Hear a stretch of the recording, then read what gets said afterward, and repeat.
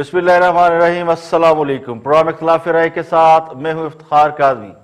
कहने वाले तो ये कहते हैं कि हवाओं का रुख बदल रहा है, लेकिन हवाएं अभी मुकम्मल तौर पर थमी नहीं है। हुकूमत सेनेट इलेक्शन के हवाले से बहुत से खदशात का शिकार नजर आती है। हाँ साहब की भागदौड़ ये बताती है कि वो आने वाले वक्त को देख रहे हैं। उन्हें इस बात का खदशा है कि आजाद अरकान और दूसरी जमातों से मुस्तार लिए हुए मेंबरान, उन पर अब किसी किस्म का कोई दबाव नहीं रहा और ना ही उन्हें अब रिमोट कंट्रोल से ऑपरेट किया जा सकता है।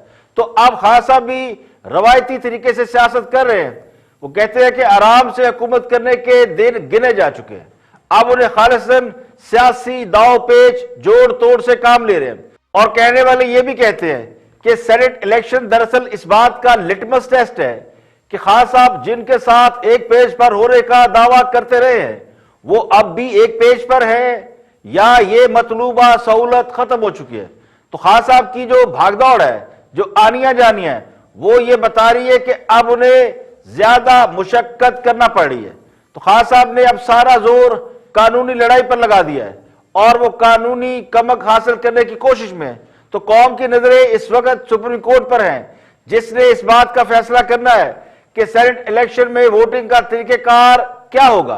रायशुमारी खुफिया तरीके से होगी या जैसा खान साहब चाहते हैं ओपन बैलेट के जरिए।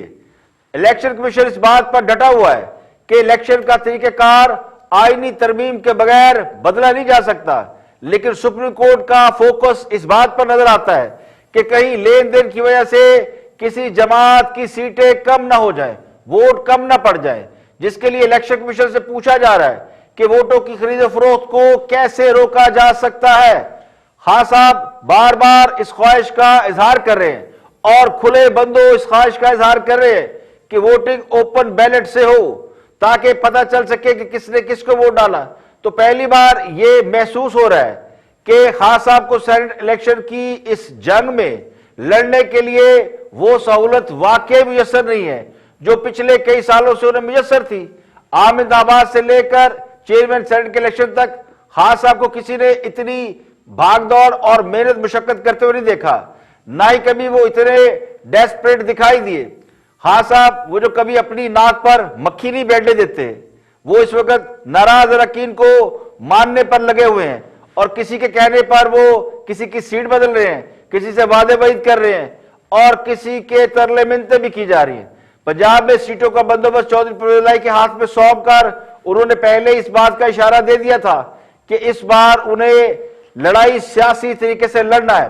बज़ाहिर ताकतवर एस्टेब्लिशमेंट का एक हिस्सा वो इसी में अपनी आफियत समझ रहा है कि वो सियासी मामला से अब अलग हो जाए।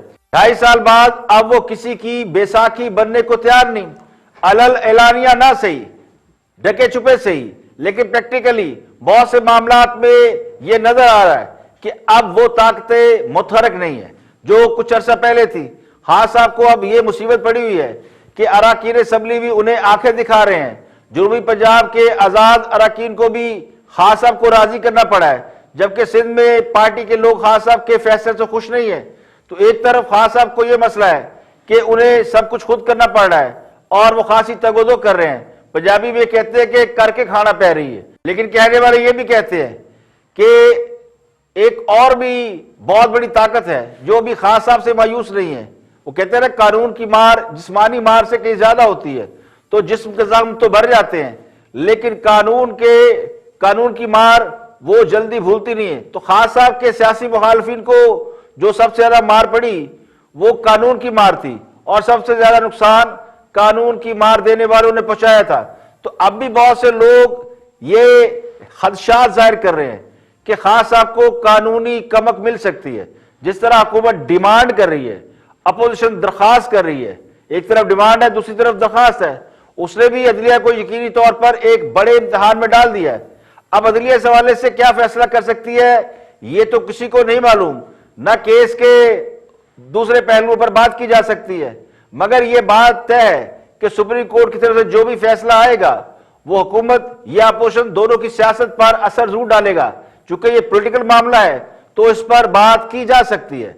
अब रायशुमारी खुलेआम हुई तो इसका जो सबसे बड़ा बेनिफिशियरी होगा वो हुकूमत होगी, उनकी जो कैलकुलेटेड सीटें हैं वो उन्हें मिलेगी, क्योंकि हुकूमत ही इस बात का सबसे ज्यादा खदशा जाहिर कर रही है कि वोटों का लेन देन हो रहा है, खरीदो फरोख्त हो रही है।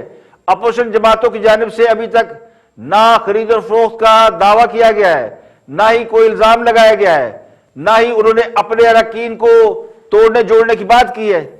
तो ऐसा भी नहीं है कि अपोजिशन के पास ये आखिरी ऑप्शन है सेनेट इलेक्शन। अपोजिशन के पास ऑप्शन और भी है, लेकिन हुकूमत के पास लगता है और ऑप्शन नहीं है।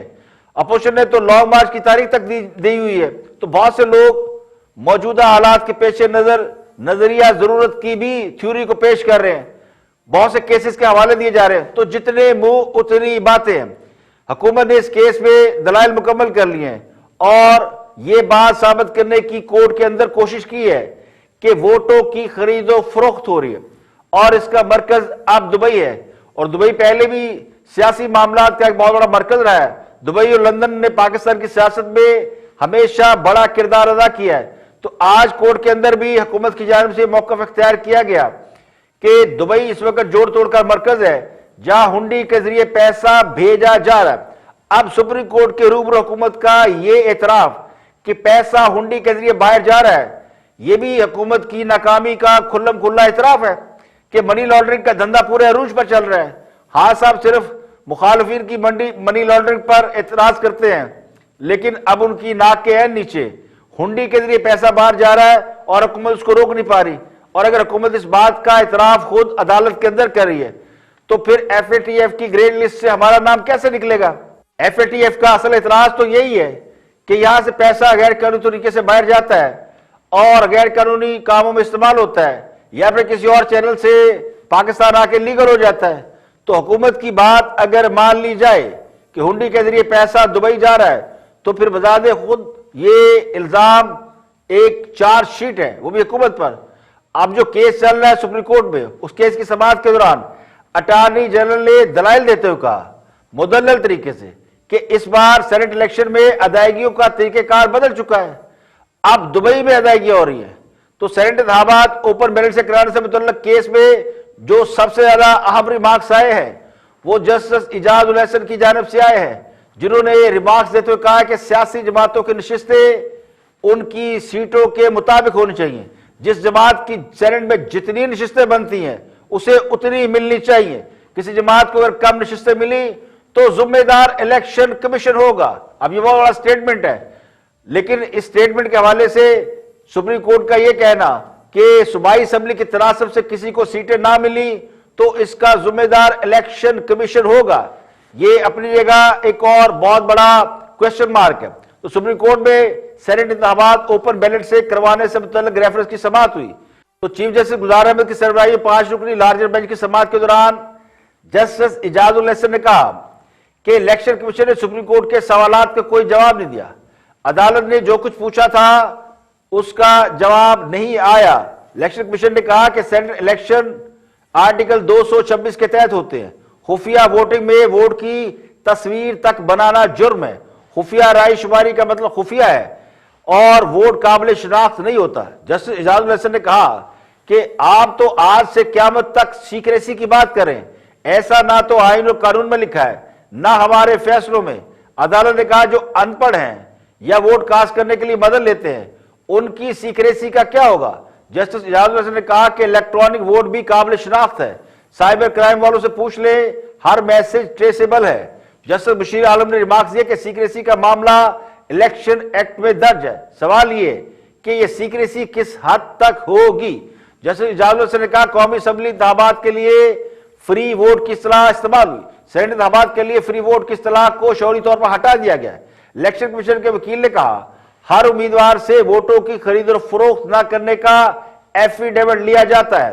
वोटों को खुफिया रखने का मतलब यह है कि वोट हमेशा खुफिया ही रहेंगे, कास्ट किए गए वोट कभी किसी को दिखाए नहीं जा सकते। इलेक्शन कमीशन के वकील ने कहा ओपन बैलेट से इंतखाबात कराने के लिए आइन में तरमीम करना होगी। तो जस्टिस इजाज उल हसन ने इलेक्शन कमीशन के वकील से मुकालमा करते हुए कहा कि आर्टिकल 226 सिर्फ वोट को खुफिया रखने की बात करता है। हमने आपकी बात सुन ली है। जस्टिस इजाज उल हसन ने इस्तफसार किया मुतनासिब नुमाइंदगी का मतलब क्या है? सियासी जमातों को नशिस्तें सूबाई सीटों के मुताबिक मिलनी चाहिए। जस्टिस इजाजुल हसन ने कहा, वोट हमेशा के लिए खुफिया नहीं रह सकता। इलेक्शन कमीशन मुतनासिब नुमाइंदगी को कैसे यकीनी बनाएगा? जिस जमात की सेनेट में जितनी नशिस्तें हैं उतनी मिलनी चाहिए। अगर नशिस्तें कम मिली तो जिम्मेदार इलेक्शन कमीशन होगा। असम्बली के तनासब से सीटें ना मिली तो इलेक्शन कमीशन की ये नाकामी होगी। इलेक्शन कमीशन के वकील ने कहा, कमोबेश 20 आजाद अरकान असम्बली भी है। तो जस्टिस बशीर आलम ने कहा, वोट डालने के बाद खुफिया रखने का मरहला खत्म हो जाता है। करप्शन के खात्मे के लिए इलेक्शन कमीशन वोट का जायजा ले सकता है। चीफ जस्टिस गुलजार अहमद ने रिमार्क्स देते हुए कहा, कोई जमात अगर तनासब से ज्यादा सीटें ले तो इलेक्शन कमीशन क्या करेगा? जस्टिस इजाजुल हसन ने कहा कि वोट फरोख्त करने से मुतनासिब नुमाइंदगी के असूल की धज्जियां उड़ेंगी। कोई जमात तनासब से हटकर सीटें लेगी तो सिस्टम तबाह होगा। चीफ जस्टिस पाकिस्तान ने कहा कि इलेक्शन कमीशन कैसे तयन करता है कि इलेक्शन मुतनासिब नुमाइंदगी से हुए? इलेक्शन कमीशन के वकील ने जवाब देते हुए कहा, किसी को वोट का हक इस्तेमाल करने से नहीं रोक सकते। जस्टिस इजाजुल हसन ने कहा कि आजाद उम्मीदवार जिसको चाहे वोट दे सकता है। चीफ जस्टिस पाकिस्तान ने कहा कि आजादाना वोट नहीं दिया तो सेनेट इलेक्शन नहीं सिलेक्शन होंगे। वकील इलेक्शन कमीशन ने कहा कि वोट देखने के लिए आर्टिकल 226 में तरमीम करना होगी। चीफ जस्टिस ने कहा, आपकी बात सुनकर अब अटॉर्नी जनरल का मौकफ सुनेंगे। अटॉर्नी जनरल साहब मुतनासिब नुमाइंदगी अपने दलाइल दें। रजा रबानी को भी वोट खुफिया रखने और मुतनासिब नुमाइंदगी पर सुनेंगे। चीफ जस्टिस पाकिस्तान ने कहा कि क्या मुतनासिब नुमाइंदगी ना होने से सेनेट इलेक्शन कालअदब हो जाएंगे? वोटिंग बेशक खुफिया हो मगर सीटें उतनी हो जितनी बनती है। अटॉर्नी जनरल ने दलाइल देते हुए कहा कि कमीशन को पार्टी चीफ से पूछना चाहिए कि क्या सीट एडजस्टमेंट हुई। इलेक्शन कमीशन का यह इख्तियार है कि वोट को चोरी नहीं होने देना। जस्टिस इजाजुल हसन ने कहा कि इलेक्शन कमीशन कहता है चोरी होने के बाद कार्रवाई करेंगे। जमातों को तनासब से कम सीटें मिली तो कानून साजी कैसे होगी? अटॉर्नी जनरल पाकिस्तान ने दलाइल देते हुए कहा कि इलेक्शन कमीशन को नींद से जागना होगा। रियासती इदारे इलेक्शन कमीशन की बात के पाबंद है। बैलेट पेपर पर बार कोड या सीरियल नंबर लिखा जा सकता है। तो चीफ जस्टिस पाकिस्तान ने कहा, इलेक्शन कमीशन को मालूम होता है लेकिन हमें बता नहीं रहे। वोट खरीदने वाले वोट मिलने को कैसे यकीनी बनाते हैं? अटॉर्नी जनरल ने कहा कि इस्लामाबाद में आज भी लोग नोटों के बैग लेकर बैठे हैं। बेईमानी हमेशा ईमानदारी से होती है। चीफ जस्टिस ने कहा कि सिर्फ चंद लोग वोट फरोख्त करते हैं। अटॉर्नी जनरल ने कहा कि लोग पैसे लेकर बैठे हैं लेकिन पैसे देने रुके हुए हैं कि कहीं अदालत ओपन बैलेट का हुक्म ना दे दे। अटॉर्नी जनरल ने कहा कि इस बार अदायगियों का तरीकेकार बदल चुका है। अब हुंडी के जरिए दुबई में अदायगियां हो रही हैं। चीफ जस्टिस पाकिस्तान ने कहा कि इलेक्शन कमीशनर साहब, हम सिर्फ आपकी मुआवनत करना चाहते हैं, आप बात को समझ लें। जस्टिस उमर अताब बंदयाल ने कहा, करप्ट प्रैक्टिस को रोकने के लिए इलेक्शन कमीशन को मुतहरक होना पड़ेगा। चीफ जस्टिस गुलजार अहमद ने कहा, पिछले सेनेट इलेक्शन में पार्टी की सूबाई रुकनीत के तनासब से नताइज मुख्तलिफ थे। आप बताएं अब तक क्या कार्रवाई हुई? चीफ इलेक्शन कमीशन ने कहा कि इसके लिए आइन में तरमीम करना होगी। चीफ जस्टिस पाकिस्तान ने कहा, अब तक आप वही बात कर रहे हैं जो पहले दिन कर रहे थे।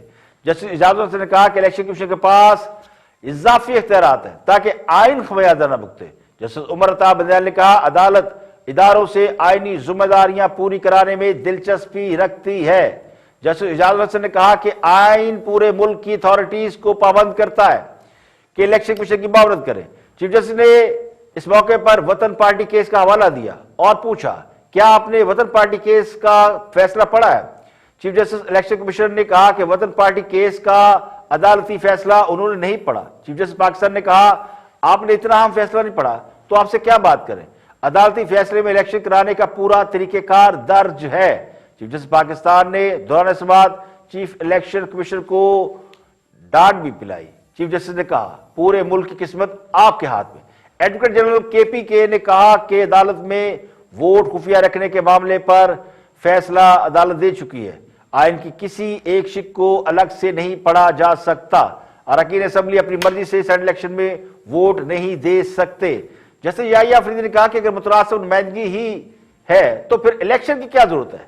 एडवोकेट जनरल KPK ने कहा कि अक्सरियत की हुकूमत और अकलियत की नुमाइंदगी होती है। तो एडवोकेट जनरल KPK के दलाइल मुकम्मल हुए, अटॉर्नी जनरल के दलाइल मुकम्मल हुए, जिस पर अदालत ने कहा कि वो कल तीनों सूबों के एडवोकेट जनरल समेत दीगर फरीकैन को भी सुनेंगे। अदालत ने यह भी कहा कि मुस्लिम लीग नून के वकील भी कल हाजिर हो, किसी भी वक्त भी फैसला आ सकता है। यहां पे लेंगे एक ब्रेक और ब्रेक के बाद वापस आएंगे और भी हम मौजूद आपके साथ शेयर करेंगे। हमारे साथ रहिएगा।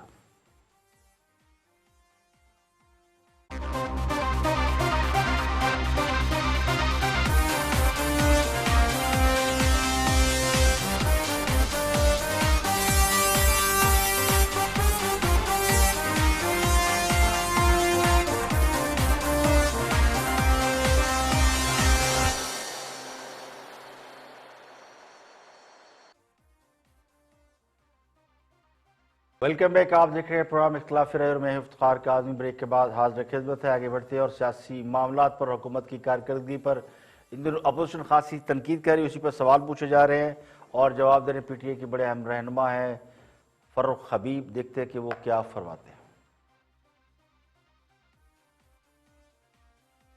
पैसे नहीं, दूध के पैसे नहीं, चीनी दे पैसे नहीं, गैस के बिल भरन वास्ते पैसे नहीं, बिजली दे बिल देने वास्ते पैसे नहीं, आटे दे पैसे नहीं, दवाइयां दे पैसे नहीं, सरकारी मुलाजमीन भी ख्वारे, सारा पाकिस्तान रोंदा पे अजे सारा पाकिस्तान।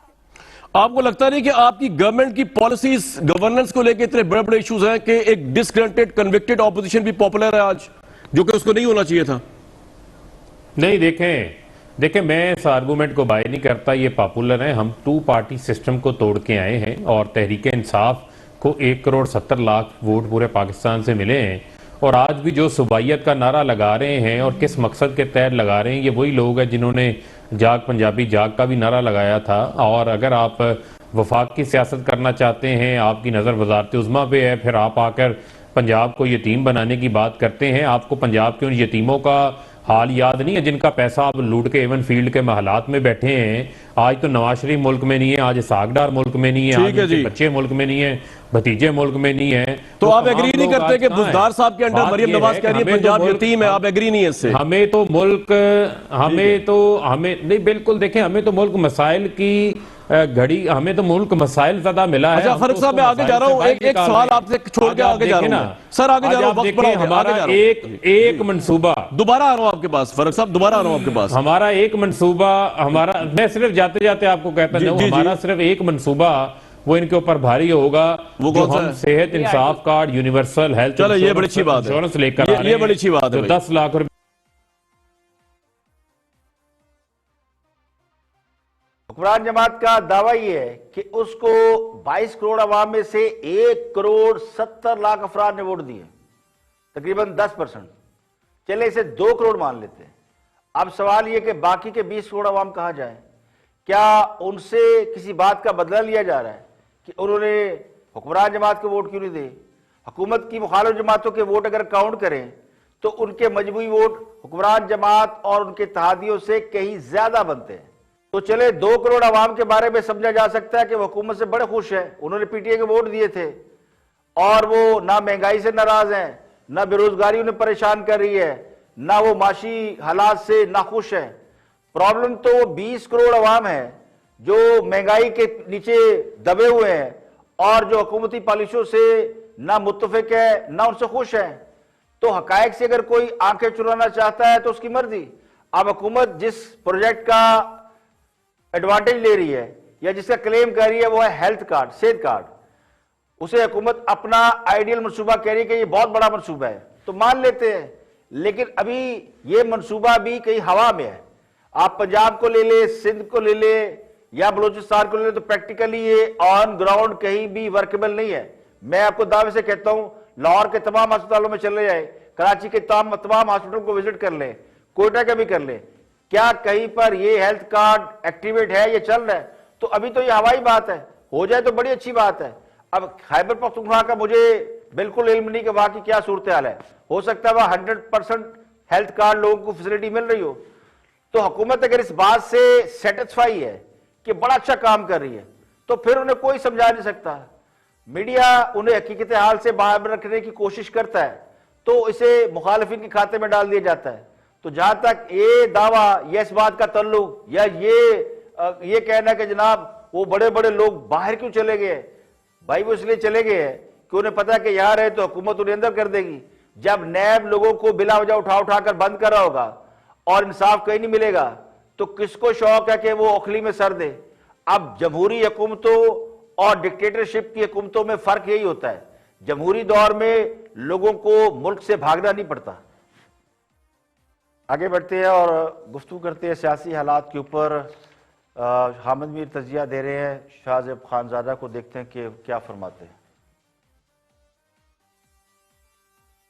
कर दिया। अब सदारती ऑर्डिनेंस जो है वो अभी चल रहा है। इस दौरान इमरान खान साहब काबीना का इजलास मुलतवी करते हैं, लाहौर जाते हैं, इससे मिलते हैं, उससे मिलते हैं, ये टिकट चेंज करते हैं, वो टिकट चेंज करते हैं। तो आप उनकी बॉडी लैंग्वेज देखें, उनकी जो पंजाबी में कहते हैं आनिया जानिया, तो बॉडी लैंग्वेज और उनकी जो इस वक्त एक हलचल है बहुत ज्यादा, एक दौड़ भाग है, वो बाकायदा दौड़ भाग कर रहे हैं ये सेनेट का इलेक्शन बचाने के लिए। उससे नजर आता है कि वो काफी मुश्किल में है। वो सूरत हाल नहीं है जो कि चेयरमैन सेनेट के खिलाफ तहरीक अदम एतमाद के वक्त थी। उस वक्त इमरान खान साहब की बॉडी लैंग्वेज और अभी की बॉडी लैंग्वेज का कंपैरिजन कर लें, आपको पता चल जाएगा। और उसके बाद आप देखें कि आज क्या किया तहरीक इंसाफ ने, कि आज उन्होंने यूसुफ रजा गिलानी साहब, जिनके बारे में पहले तहरीक इंसाफ ये दावा करी थी कि ये हार जाएंगे और उनकी शिकस्त का दावा जो है वो आजम स्वाति साहब भी कर रहे थे, शेख रशीद भी कर रहे थे और भी वुज़रा कर रहे थे। आज तहरीक इंसाफ ने उनके कागजात नामजदगी पर एतराज कर दिया है और कहा जी कि ये आर्टिकल 62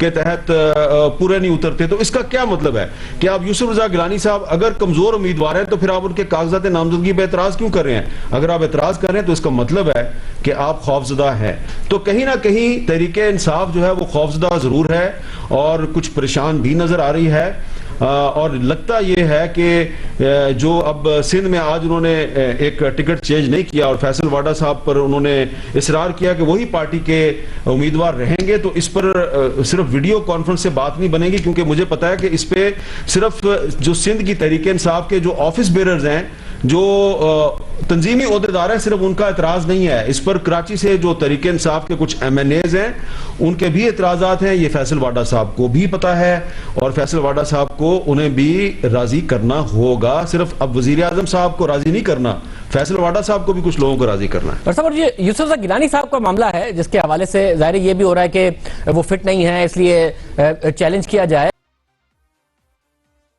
तो खान साहब की बेचैनी और भागम दौड़ से तो युक्ता खुला है कि हुकूमत किस कदर हैजान का शिकार है, खौफ का शिकार है।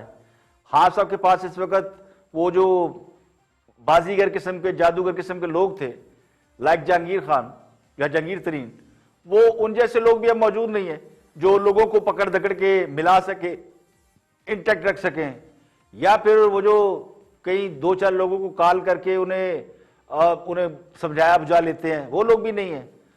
तो खान साहब कहाँ लोगों को मुंह लगाते थे, इसी वजह से लोगों को मौका मिल रहा है कि ये वो टाइमिंग ऐसी आ गई है कि लोग अपनी अहमियत तस्लीम करवाना चाहते हैं।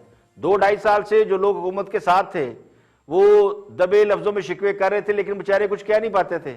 अब उन्हें मौका मिल गया तो वो भी थोड़ा सा री कर रहे हैं और उन्हें ये पता है कि अब अगर वो कुछ कहेंगे तो हुकूमत मान भी लेगी। तो हुकूमत के साथ रहने में एक सियासी फायदा तो जरूर होता है। अब मुझे ये बिल्कुल इल्म नहीं है कि इत्तेहादी किसी और तरफ जाने का सोच रहे हैं नहीं सोच रहे, लेकिन अभी किसी इत्तेहादी ने अपने कार्ड उस तरह खोले नहीं है। सिंध में MQM 2 और GDA सेनेट की एक नशिस्त ले रही है, मुस्लिम लीग का भी पंजाब से एक सीट ले रही है, तो मामला कहीं ना कहीं सेट है। लेकिन खास साहब जो धड़ेबंदी के खौफ से और लोगों के अरकान असम्बली की एतराजात की वजह से सीटें बदल रहे हैं, वो खास साहब का वो ट्रैक रिकॉर्ड ऐसा है नहीं कि खास साहब किसी डर जाए। वो तो किसी को NRO नहीं देते, किसी के दबाव में नहीं आते, लेकिन अपने लोगों के दबाव में वो भर आ गए हैं। तो इक़्तिदार या कुर्सी बहुत अजीज होती है। तो सिंध में भी लोग अभी फैसल वाडा को सीट देने पर जो है वो अभी तक एतराज कर रहे हैं, यानी वो उन्हीं की जुबान में कहा जाए तो सिंध वाले खान साहब को भाव नहीं दे रहे। तो ये बात बताती है कि खान साहब खूनो गल्ला नहीं रही हैं। यहाँ पे लेंगे एक ब्रेक और ब्रेक के बाद वापस आएंगे और भी हम मौज़ूआत आपके साथ शेयर करेंगे, हमारे साथ रहिएगा।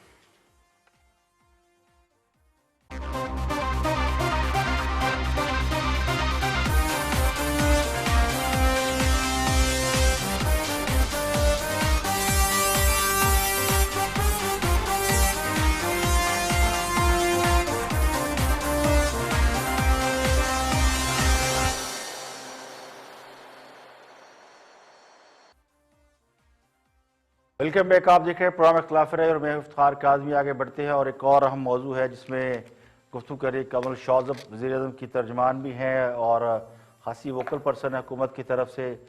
उनका मौक़िफ़ देखते हैं कि वो क्या फरमाती हैं। Watch this. IMF का जिक्र हुआ और IMF का जैसे ही जिक्र होता है साथ ही PTI की नाअहली को उसके साथ जोड़ दिया जाता है और मेरे ख्याल में बैरिस्टर आमिर साहब उस पर बात कर रहे थे। ये एक छोटा सा क्लिप है, ये जरा सा सुन लीजिए। वो तेजी से गिर रहे हैं। $8 अरब की इसमें कमी आ गई जब से IMF प्रोग्राम खत्म हुआ है। साथ ही साथ वो रिजर्व जो कम रिजर्व हमारे पास रह गए, $10.7 बिलियन रह गए स्टेट बैंक के इस वक्त, उसमें से भी $7 से $8 अरब इस वक्त जो है वो शॉर्ट टर्म कमर्शियल बोरिंग है। हम तो इतने इंतहाई खतरनाक सूरत हाल के अंदर आ चुके हैं कि the Titanic is about to hit the iceberg. Asad साहब ने एकदम सही पॉइंट आउट किया है sir, at a situation which is of some concern और perhaps more than some concern कि our reserves have not been at the level they were last year. They have gone down and the current account deficit is a serious problem. I've mentioned this before in the house. Hopefully we will avoid that iceberg that you refer to. ठीक है, मैं समझ गया कमल साहब आपके किस चीज ये का जिक्र करिए। मिफ्ता इस्माइल साहब ने जी। ये हाउस में खड़े होके, असेंबली में खड़े होके ये 5 मई को ये उन्होंने बयान दिया और एडमिट किया कि करंट अकाउंट डेफिसिट बढ़ चुका हुआ है और IMF के जब से हम उससे निकले थे। और इसके बाद शायद खाकान अब्बासी साहब ने एक जगह बयान दिया हुआ है कि अगर IMF के पास हम नहीं जाएंगे तो इस मुल्क की इकॉनमी नहीं चल सकती। और अभी आपने कुछ 1-2 दिन से आप हमारे लीडिंग इकोनॉमिस्ट हैं अशफाक साहब है, उनकी आप बात सुन रहे होंगे कि किस किस्म का इन्होंने इकोनॉमी चलाई। तो ये coming from the horse's mouth. मैंने अपनी एक्सप्लेनेशन और मैं कोई भी नहीं दूंगी। मिफ्ता इस्माइल साहब खुद कन्फेस कर रहे हैं असेंबली के फ्लोर पे। आप कहेंगे मैं आपको ये क्लिप भेज दे। पंजाबी की एक मिसाल है कि माड़ी सी ते लड़ी क्यों सी। IMF के पास जाने का ऐलान खुद खान साहब ने किया था और खान साहब को किसी ने मजबूर नहीं किया था कि वो IMF के पास ना जाने की कस्में उठाएं। हकीकत यह है कि जब एक मुंतखब वज़ीर आज़म को नाखिल करने की एक लंबी प्रैक्टिस हुई और उसके बाद उन्हें घर भेज दिया गया तो इसका मुल्क की इकॉनमी पे असर पड़ना ही पड़ना था। रेमिटेंस भी कम हुए, ज़र मुआवजा के ज़खायर कम हुए और भी मुआशी हालात जो थे वो गैर यकीनी हुए, रुपया भी डिप्रिशिएट हुआ। लोग मार्शल्लाह की बातें कर रहे थे। जब शायर खान अब्बासी प्राइम मिनिस्टर बने थे तो उस वक्त किसी को यह पता नहीं था कि हुकूमत कितने दिन और चलेगी। जब इस किस्म की गैर यकीनी कैफियत हो तो फिर हालात अच्छे कहां रह सकते हैं। तो खान साहब का 126 दिन का धरना भी वो काम नहीं कर सका था जो नवाज शरीफ को उकामा ना रखने के जुर्म में नाइल करने से हो गया। CPEC जैसा ड्रीम प्रोजेक्ट वो भी खटाई में पड़ गया। बड़े बड़े मंसूबों पर काम रुक गया।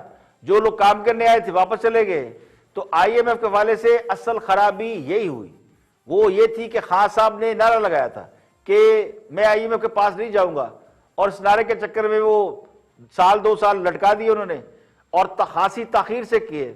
उस ताखीर की वजह से अब मुश्किल में आए।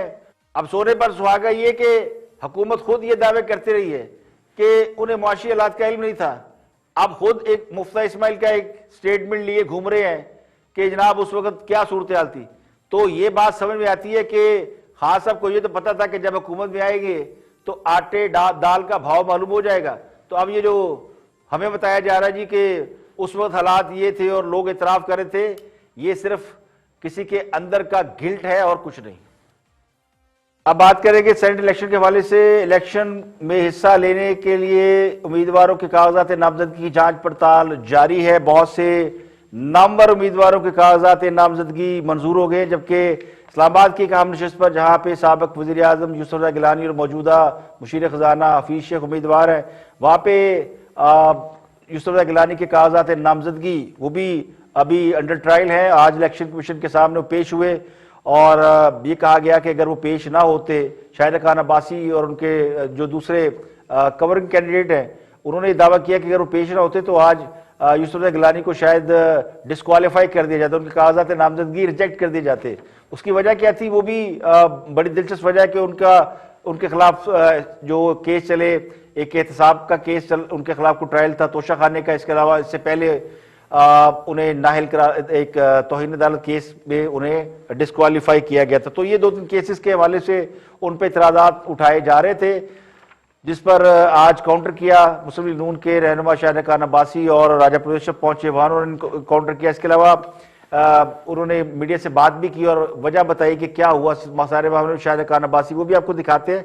लेकिन जिनके कागजात नामजदगी मंजूर हुए उनमें मुस्लिम लीग नून के जायद हामिद, जिनका नाम नहीं था कहीं भी, कल तक दावा किया जा रहा था कि वो नहीं है इसके उम्मीदवार, लेकिन उनके भी कागजात नामजदगी मंजूर हुए हैं। सेनेटर परवेज रशीद के कागजात नामजदगी होल्ड किए गए हैं, उसका फैसला अब कल होगा। और इसके अलावा मुशाहिदुल्लाह खान के भी कागजात नामजदगी के बारे में इतला दी है कि उनके भी अभी कागजात नामजदगी मंजूर नहीं। हुकूमत के सारे लोग जो हैं उनके ऑलमोस्ट कागजात नामजदगी एक्सेप्टेड है वो हो गए हैं, लेकिन अपोजिशन के कुछ लोग ऐसे जिनके कागजात नामजदगी मंजूर नहीं किए गए। तो शाहिद खान अब्बासी ने आज इलेक्शन कमीशन के बाहर गुफ्तगू करते हुए भी जो कुछ कहा वो भी जरा सुन लें। कमीशन ने इस इलेक्शन को भी होने से पहले मुतनाज़ा बना दिया है। मैं या राजा साहब जो प्रपोजल सेकेंडर हैं वो यहाँ मौजूद ना होते 11 बजे तो गिलानी साहब के कागज रिजेक्टेड थे। उधर दाखिल करने वालों के पास ना कागज है ना वकील है, उनको टाइम दे दिया गया। पाकिस्तान के आइन में तरमीम का हक सिर्फ पाकिस्तान की पार्लियामेंट को है, किसी और को नहीं है। ना सुप्रीम कोर्ट को है, ना इलेक्शन कमीशन को है, ना हुकूमत को है। किसी चोर दरवाजे से आइन को अमेंड करने की कोशिश की हम मुकम्मल मुखालफत करते हैं। इस तरीके से आइन अमेंड नहीं होते कि आप ऑर्डिनेंस के जरिए आइन अमेंड करने की कोशिश करें।